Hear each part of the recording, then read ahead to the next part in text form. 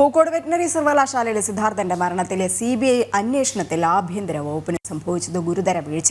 നടപടികൾ ആരംഭിച്ചത് മാർച്ച് 26-നാണ്. നിലവിൽ സസ്പെൻഷനിലായവരാണ് ഫയലുകൾ കൈകാര്യം ചെയ്തത്.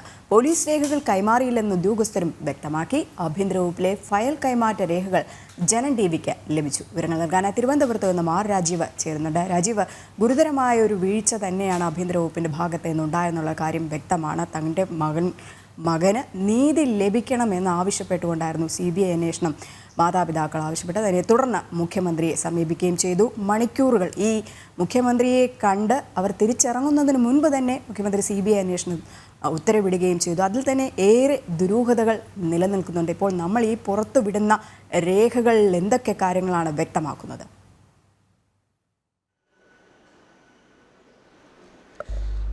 രജനി, കഴിഞ്ഞ 9-നാണ് സിദ്ധാർത്ഥന്റെ മാതാവ് ഷീബ മുഖ്യമന്ത്രിയെ കണ്ട് അന്വേഷണം CBIക്ക് കൈമാറണമെന്ന ആവശ്യം മുന്നോട്ട് വെച്ചത്. പ്രധാനമായും പോലീസ് അന്വേഷണത്തിൽ തൃപ്തിയില്ല എന്ന് സിദ്ധാർത്ഥന്റെ കുടുംബം നേരത്തെ തന്നെ വ്യക്തമാക്കിയിരുന്നു. കാരണം SFI നേതാക്കളെ സംരക്ഷിക്കാനുള്ള എല്ലാ ശ്രമങ്ങളുമായിരുന്നു പോലീസ് ആദ്യഘട്ടം മുതൽ നടത്തിക്കൊണ്ടിരുന്നത്. SFI നേതാക്കളെ സംരക്ഷിക്കുക മാത്രമല്ല, കേസുമായി ബന്ധപ്പെട്ട ചില നിർണായക വിവരങ്ങൾ പോലും അട്ടിമറിക്കാനുള്ള ശ്രമം കേരള പോലീസിന്റെ ഭാഗത്ത് നിന്ന് ഉണ്ടായിരുന്നു. ഇതോടുകൂടിയാണ് സിദ്ധാർത്ഥന്റെ കുടുംബം പോലീസിനെതിരെ രംഗത്ത് വന്നതും CBI അന്വേഷണം ആവശ്യപ്പെട്ടുകൊണ്ട് മുഖ്യമന്ത്രിയെ നേരിട്ട് കണ്ടതും.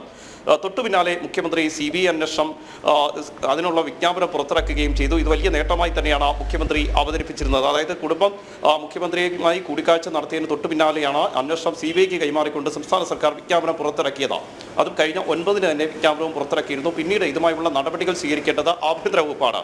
എന്നാൽ ആഭ്യന്തര വകുപ്പിൽ അത്തരത്തിലുള്ള യാതൊരു നടപടികളും സ്വീകരിച്ചിട്ടില്ല എന്നതിൻ്റെ തെളിവ് കൂടിയാണ് ഇപ്പോൾ പുറത്തേക്ക് വരുന്നത്. അതായത് വിജ്ഞാപനം പുറത്തിറക്കി കഴിഞ്ഞാൽ പിന്നീട് പോലീസിൽ നിന്ന് പെർഫോമ റിപ്പോർട്ടും അതുപോലെ തന്നെ രേഖകളും വാങ്ങിയതിന് ശേഷം അത് CBIയുടെ ഡൽഹി ആസ്ഥാനത്തേക്ക് അയച്ചു നൽകണം. അവിടെ നിന്നാണ് മറ്റ് തീരുമാനങ്ങൾ ഉണ്ടാകേണ്ടത്. CBI കേസെടുക്കുമോ ഇല്ലയോ എന്നത് സംബന്ധിച്ചുള്ള തീരുമാനങ്ങൾ ഉണ്ടാകേണ്ടത് CBIയുടെ ഡൽഹി ആസ്ഥാനത്ത് നിന്നാണ്. അത്തരം നടപടിക്രമങ്ങൾ ഉണ്ടായില്ല എന്ന് മാത്രമല്ല, ഇതുമായി ബന്ധപ്പെട്ട ഫയൽ കൈമാറ്റങ്ങൾ ഒന്നും തന്നെ നടന്നിട്ടില്ല എന്ന് തെളിയിക്കുന്ന രേഖകൾ കൂടിയാണ് ഇപ്പോൾ ജനം TV പുറത്തുവിട്ടിരിക്കുന്നത്. കഴിഞ്ഞ 26-ന് മാത്രമാണ് ആഭ്യന്തര വകുപ്പിൽ ഇതുമായി ബന്ധപ്പെട്ട ഫയൽ കൈമാറ്റങ്ങൾ നടന്നിരുന്നത്.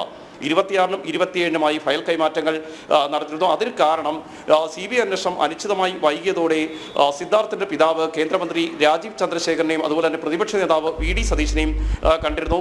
CBI അന്വേഷണം അനിശ്ചിതമായി വൈകുന്നതിലെ ആശങ്ക അറിയിക്കുകയും ചെയ്തു. മാത്രമല്ല, മുഖ്യമന്ത്രിയുടെ ഓഫീസിലേക്ക് സിദ്ധാർത്ഥന്റെ പിതാവ് വിളിച്ച CBI അന്വേഷണം വൈകുന്നതിനെക്കുറിച്ച് ചോദിച്ചപ്പോൾ നിങ്ങൾ ആഭ്യന്തര വകുപ്പുമായി ബന്ധപ്പെടൂ എന്ന മറുപടിയാണ് ലഭിച്ചത്. എന്നാൽ ആഭ്യന്തര വകുപ്പുമായി ബന്ധപ്പെടുമ്പോഴും കൃത്യമായൊരു മറുപടി സിദ്ധാർത്ഥന്റെ പിതാവിന് ലഭിച്ചിരുന്നില്ല. ഈ ഒരു സാഹചര്യത്തിൽ കൂടിയാണ് അദ്ദേഹം കേന്ദ്രമന്ത്രി രാജീവ് ചന്ദ്രശേഖരനെയും അതുപോലെ തന്നെ പ്രതിപക്ഷ നേതാവ് VD സതീശനെയും കാണുന്നത്. മാത്രമല്ല, മാധ്യമങ്ങൾ ഉൾപ്പെടെ ഇത് വലിയ രീതിയിൽ വാർത്തയാക്കുകയും ചെയ്തു. ഇതിനെതിരെ വലിയ പ്രതിഷേധങ്ങൾ ഉയരുകയും ചെയ്തിരുന്നു. SFI നേതാക്കളെ സംരക്ഷിക്കാനുള്ള ശ്രമങ്ങൾ തന്നെയാണ് ഇപ്പോഴും പോലീസിന്റെയും അതുപോലെ തന്നെ സംസ്ഥാന സർക്കാരിന്റെയും ഭാഗത്തു നിന്ന് ഉണ്ടാകുന്നത് എന്ന ആരോപണമായിരുന്നു പ്രധാനമായും ഉയർന്നത്. അതിനെതിരെ വലിയ പ്രതിഷേധങ്ങൾ ഉണ്ടാവുകയും ചെയ്തിരുന്നു. ഈ ഒരു ഘട്ടത്തിൽ മാത്രമാണ് കഴിഞ്ഞ 26-ന് ഇതുമായി ബന്ധപ്പെട്ട ഫയൽ നീക്കങ്ങൾ ആഭ്യന്തര വകുപ്പിൽ നടന്നിരിക്കുന്നത്. ഇതിന്റെ കൃത്യമായ തെളിവുകൾ തന്നെയാണ് ജനം TV ഇപ്പോൾ പുറത്തുവിട്ടിരിക്കുന്നത്. അതിന് മുൻപ് യാതൊരു തരത്തിലുള്ള ഫയൽ കൈമാറ്റങ്ങൾ ഇതുമായി ബന്ധപ്പെട്ട നടന്നിട്ടില്ല. അതായത് ഈ കേസ് അന്വേഷണം അട്ടിമറിക്കാനുള്ള എല്ലാ ശ്രമങ്ങളും തന്നെയായിരുന്നു സംസ്ഥാന സർക്കാരിന്റെ ഭാഗത്ത് നിന്ന് ഉണ്ടായത്. ജനങ്ങളുടെ കണ്ണിൽ പൊടിയിടുന്നതിന് വേണ്ടി ലോക്സഭാ തെരഞ്ഞെടുപ്പ് അടുത്തിരിക്കുകയാണ്. അതുകൊണ്ട് സംസ്ഥാന സർക്കാരിന് ഒന്നും മറച്ചു വെക്കാനില്ല എന്ന് തെളിയിക്കുന്നതിന് വേണ്ടി മാത്രമാണ് CBI അന്വേഷണത്തിന് ഇത് വിട്ടുകൊണ്ടുള്ള ഒരു വിജ്ഞാപനം പുറത്തിറക്കിയിരുന്നത്.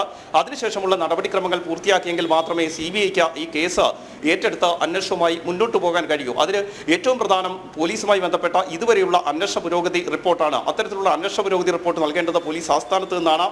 ആ റിപ്പോർട്ട് ആഭ്യന്തര വകുപ്പിൽ ലഭിക്കുന്നതിൽ കാലതാമസം ഉണ്ടായി എന്നാണ് ആഭ്യന്തര വകുപ്പിലെ ഉദ്യോഗസ്ഥർ പറയുന്നത്. അതായത് രാജീവ്, ഈ CBI അന്വേഷണ കാര്യത്തിൽ നടപടികൾ വൈകാൻ തക്ക വിധം എല്ലാ വീഴ്ചയും ഉണ്ടായി എന്നുള്ളൊരു കാര്യം ഇവിടെ വ്യക്തം തന്നെയാണ്. സെക്രട്ടറിയേറ്റ് ആഭ്യന്തര വകുപ്പിലെ 3 വനിതാ ജീവനക്കാരെ ഇതുമായി ബന്ധപ്പെട്ട് സസ്പെൻഡ് ചെയ്തിട്ടുണ്ട്. പക്ഷെ അപ്പോഴും ഈ പോലീസ് ആസ്ഥാനത്ത് ഫയൽ കൈകാര്യം ചെയ്തതിൽ വീഴ്ചകളൊന്നും തന്നെ ഇതുവരെ പരിശോധിക്കാൻ പോലും പിണറായി സർക്കാർ തയ്യാറായിട്ടില്ല. തീർച്ചയായും അതിലേക്ക് തന്നെയാണ് ഞാൻ വരുന്നത്. ഈ പോലീസ് ആസ്ഥാനത്ത് നിന്ന് ഫയലുകൾ കൈകാര്യം ചെയ്യുന്നതിലോ അന്വേഷണ പുരോഗതി റിപ്പോർട്ട് സമർപ്പിക്കുന്നതിലോ ഏതെങ്കിലും തരത്തിലുള്ള വീഴ്ചകൾ സംഭവിച്ചിട്ടുണ്ടോ എന്ന് ഇനിയും വിശദമായ അന്വേഷണത്തിലേക്ക് പോകേണ്ടതായുണ്ട്. മാത്രമല്ല, ഇത്തരമൊരു വിജ്ഞാപനം പുറത്തിറക്കുകയാണെങ്കിൽ അതിന്റെ തുടർ നടപടികൾ സ്വീകരിക്കേണ്ടത് ആഭ്യന്തര വകുപ്പിൽ തന്നെയാണ്. പോലീസ് ആസ്ഥാനത്ത് നിന്നും ഈ റിപ്പോർട്ടുകൾ വിളിച്ചു വരുത്തണം. ഈ റിപ്പോർട്ടുകൾ ലഭിച്ചാൽ ഉടൻ തന്നെ അതിന് കൃത്യമായ രേഖകൾ സഹിതം ഇത് CBI ആസ്ഥാനത്തേക്ക് അയക്കണം. അത്തരം നടപടികളിലാണ് വലിയ രീതിയിലുള്ള വീഴ്ച സംഭവിച്ചിരിക്കുന്നത്. നിലവിൽ സർക്കാർ 3 ഉദ്യോഗസ്ഥരെ സസ്പെൻഡ് ചെയ്തിട്ടുണ്ട്. അവർ തന്നെയാണ് ഈ ഫയലുകൾ കൈകാര്യം ചെയ്തിരിക്കുന്നത്. അത് ഈ രേഖകൾ പരിശോധിച്ചാലും മനസ്സിലാകും. 26 മുതൽ ഈ രേഖകൾ കൈകാര്യം ചെയ്തിരിക്കുന്നത് ഇവർ തന്നെയാണ്. പക്ഷേ ഇവരിൽ മാത്രമായി ഈ നടപടികൾ ഒതുങ്ങുന്നു എന്നാണ് ഏറ്റവും പ്രധാനപ്പെട്ട ഒരു കാര്യം. ഇവർക്ക് നിർദ്ദേശം നൽകിയത് ആരാണ്? ആഭ്യന്തര വകുപ്പ് സെക്രട്ടറിക്ക് ഉൾപ്പെടെ ഇതിൽ നിന്ന് ഒഴിഞ്ഞു മാറാൻ കഴിയില്ല. കാരണം പ്രധാനമായി CBI അന്വേഷണം എന്നൊരു ആവശ്യം സർക്കാരിന് മുന്നിലേക്ക് വരുമ്പോൾ വളരെ പ്രധാനപ്പെട്ട ഒരു കേസാണ്. SFI നേതാക്കൾ പ്രതിസ്ഥാനത്തുള്ള ഒരു കേസാണ്. സർക്കാരിനെ ഏറെ പ്രതിരോധത്തിലാക്കിയ ഒരു കേസാണ്. അതുകൊണ്ട് തന്നെ ഇതിന്റെ ഒരു ഉത്തരവാദിത്വം ആഭ്യന്തര സെക്രട്ടറിക്ക് ഉൾപ്പെടെയുണ്ട്. അതിന് താഴോട്ടുള്ള എല്ലാ ഉദ്യോഗസ്ഥർക്കുമുണ്ട്. അവരുടെ ഭാഗത്തു നിന്ന് കൃത്യമായ ഒരു വീഴ്ച ഈ വിഷയത്തിൽ സംഭവിച്ചു എന്ന് മനസ്സിലാക്കേണ്ടിയിരിക്കുന്നു. കാരണം വിജ്ഞാപനം പുറത്തിറക്കിയതിന് ശേഷവും അതിന്റെ നടപടികൾ അനിശ്ചിതമായി വൈകുകയായിരുന്നു. 20-നാണ് പോലീസ് ആസ്ഥാനത്ത് നിന്നും ഇതുമായി ബന്ധപ്പെട്ട അന്വേഷണ പുരോഗതി റിപ്പോർട്ടും മറ്റു രേഖകളും ആഭ്യന്തര വകുപ്പിലേക്ക് എത്തുന്നത്. അതിനുശേഷവും യാതൊരു നടപടികളും സ്വീകരിച്ചില്ല. 26-ന്, അതായത് ഇത് വലിയ രീതിയിലുള്ള വിവാദമാവുകയും അന്വേഷണം അട്ടിമറിക്കാനുള്ള ശ്രമം സംസ്ഥാന സർക്കാരിന്റെയും പോലീസിന്റെയും ഭാഗത്ത് നിന്ന് ഉണ്ടാകുന്നു. SFI നേതാക്കളെ സംരക്ഷിക്കുന്ന സമീപനം ഉണ്ടാകുന്നു എന്ന തരത്തിലുള്ള ആരോപണങ്ങൾ ഉയർന്ന ശേഷമാണ് കൃത്യമായി 26-ന് മുഖം രക്ഷിക്കാൻ വേണ്ടി നടപടികൾ ആഭ്യന്തര വകുപ്പ് തുടങ്ങിയത്. തൊട്ടു പിന്നാലെ തന്നെ 3 ഉദ്യോഗസ്ഥരെ സസ്പെൻഡ് ചെയ്യുകയും ചെയ്തിരിക്കുന്നു. നിലവിൽ ഈ ഫയലുകൾ കൈകാര്യം ചെയ്ത ഉദ്യോഗസ്ഥരെ തന്നെയാണ് സസ്പെൻഡ് ചെയ്തതെങ്കിലും അതിൽ മാത്രമായി എങ്ങനെ ഈ നടപടികൾ ആഭ്യന്തര വകുപ്പിൽ ഒതുക്കാൻ കഴിയുമെന്നതാണ് ഏറ്റവും പ്രധാനപ്പെട്ട ഒരു ചോദ്യം. പ്രത്യേകിച്ചും മുഖ്യമന്ത്രിയുടെ ഓഫീസ് നേരിട്ടാണ് ഇടപെട്ടത്. മുഖ്യമന്ത്രിയാണ് ആഭ്യന്തര വകുപ്പ് ഭരിക്കുന്നത്. അപ്പോൾ ഇതിൽ പൂർണ്ണമായ ഉത്തരവാദിത്തം മുഖ്യമന്ത്രിക്കുണ്ട്, അതിന് താഴേക്കുള്ള ഉദ്യോഗസ്ഥർക്കുണ്ട്. അവർ യാതൊരു തരത്തിലുള്ള വിശദീകരണങ്ങളും ഈ വിഷയത്തിൽ ഇതുവരെ നൽകിയിട്ടില്ല എന്ന് മാത്രമല്ല, സിദ്ധാർത്ഥന്റെ പിതാവ് ആദ്യം വിളിക്കുന്നത് മുഖ്യമന്ത്രിയുടെ ഓഫീസിലേക്കാണ്. ഇതുമായി ബന്ധപ്പെട്ട നടപടികൾ വൈകുന്നുവെന്ന് അദ്ദേഹം ധരിപ്പിച്ചപ്പോൾ ആഭ്യന്തര വകുപ്പുമായി ബന്ധപ്പെടാനുള്ള ഒരു മറുപടിയായിരുന്നു ആ ഘട്ടത്തിൽ മുഖ്യമന്ത്രിയുടെ ഓഫീസിൽ നിന്ന് നൽകിയത്. ഇതും ഗുരുതരമായൊരു വീഴ്ച തന്നെയാണ്. ഏതായാലും SFI നേതാക്കളെ സംരക്ഷിക്കാനുള്ള ശ്രമങ്ങൾ തുടർന്നും സംസ്ഥാന സർക്കാർ നടത്തി എന്ന് തെളിയിക്കുന്ന രേഖകൾ കൂടിയാണ് ഇപ്പോൾ ഈ ഒരു വിഷയത്തിൽ ഗവർണർ നടപടി കടുപ്പിച്ചിട്ടുണ്ട്. പുതിയ VC പോലും സർക്കാരിനു വേണ്ടി ചെയ്തു എന്നുള്ളതാണ് ഈ തിരികെ എടുത്തത്. വിദ്യാർത്ഥികളെ, സസ്പെൻഷനിലായ വിദ്യാർത്ഥികളെ അടക്കം കോളേജിലേക്ക് തിരികെ എടുത്ത ഒരു നടപടി ഉണ്ടായിരുന്നു. പക്ഷെ അപ്പോഴും ഗവർണർ അതിൽ കടുംവെട്ട് നടത്തി. പിന്നീട് VC തന്നെ രാജിവെക്കേണ്ട ഒരു അവസ്ഥ വരെ ഉണ്ടായി. അപ്പോൾ ഈ കാര്യങ്ങളിലൊക്കെ തന്നെ ആഭ്യന്തര വകുപ്പ് കൃത്യമായ മറുപടി ഇനി നൽകേണ്ടതില്ലേ? ഗവർണർ കൂടി വിഷയത്തിൽ ഇടപെട്ടു, കേന്ദ്രത്തിലേക്ക് വരെ ഈ വിഷയം എത്തിക്കഴിഞ്ഞിരിക്കുന്നു. രജനി, തുടക്കം മുതൽ ഈ വിഷയത്തിൽ നമുക്കറിയാം SFI നേതാക്കളെ സംരക്ഷിക്കാനുള്ള എല്ലാ ശ്രമങ്ങളും സംസ്ഥാന സർക്കാരിന്റെ ഭാഗത്ത് നിന്ന് നടന്നിരുന്നു. ഒരു ആത്മഹത്യയായി ഒതുങ്ങേണ്ടിയിരുന്ന വിഷയമായിരുന്നു ഇത്. ജനൻ TV ആണ് ഈ വിഷയം ആദ്യമായി പൊതുസമൂഹത്തിലേക്ക് എത്തിക്കുന്നത്. ഇതിനുശേഷമാണ് വലിയ രീതിയിലുള്ള ചർച്ചകൾ ഉണ്ടാകുന്നത്. ഗവർണർ ഉൾപ്പെടെ ഈ വിഷയത്തിൽ കൃത്യമായ ഇടപെടൽ നടത്തി. ഒരുപക്ഷെ ഗവർണർ ഇടപെടൽ ഈ വിഷയത്തിൽ ഉണ്ടായിരുന്നില്ലെങ്കിൽ ഈ അന്വേഷണം പൂർണ്ണമായും അട്ടിമറിക്കാനുള്ള എല്ലാ ശ്രമങ്ങളും സംസ്ഥാന സർക്കാരും പോലീസും നടത്തുമായിരുന്നു. കാരണം SFIക്ക് ഏറ്റവും പ്രിയപ്പെട്ട നേതാക്കളാണ് പ്രതിസ്ഥാനത്തേക്ക് ഉള്ളത്. നമുക്കറിയാം, ആ കോളേജുമായി ബന്ധപ്പെട്ട ചരിത്രവും മറ്റു കാര്യങ്ങളുമൊക്കെ പല തവണ നമ്മൾ ചർച്ച ചെയ്തിട്ടുള്ളതാണ്. അതുകൊണ്ട് ആ വിഷയങ്ങളിലേക്ക് പോകുന്നില്ല. ഏതായാലും SFI നേതാക്കളെ ഉൾപ്പെടെ സംരക്ഷിക്കാനുള്ള എല്ലാ ശ്രമങ്ങളുമായിരുന്നു തുടക്കം മുതൽ നടത്തിയത്. ആ ഒരു ഘട്ടത്തിൽ തന്നെയാണ് ഗവർണറുടെ കൃത്യമായ ഇടപെടൽ ഇക്കാര്യത്തിൽ ഉണ്ടാകുന്നതും. ഗവർണർ സിദ്ധാർത്ഥന്റെ വീട് സന്ദർശിക്കുന്നു. മാത്രമല്ല, കടുത്ത നടപടികളിലേക്ക് ഗവർണർ കടക്കുന്നു. VCയും അതുപോലെ തന്നെ ഡീനെ ഉൾപ്പെടെ സസ്പെൻഡ് ചെയ്യാനുള്ള നിർദ്ദേശം നൽകുന്നു. അത്തരത്തിൽ കടുത്ത നടപടികളിലേക്ക് അദ്ദേഹം കടക്കുക മാത്രമല്ല, ഹൈക്കോടതിക്ക് കത്ത് നൽകി ഒരു അന്വേഷണം നടത്താനുള്ള ആവശ്യം ഹൈക്കോടതിക്ക് മുന്നിലേക്ക് വെക്കുന്നു. അതിന്റെ നടപടിക്രമങ്ങൾ ഏതായാലും പുരോഗമിച്ചുകൊണ്ടിരിക്കുകയാണ്.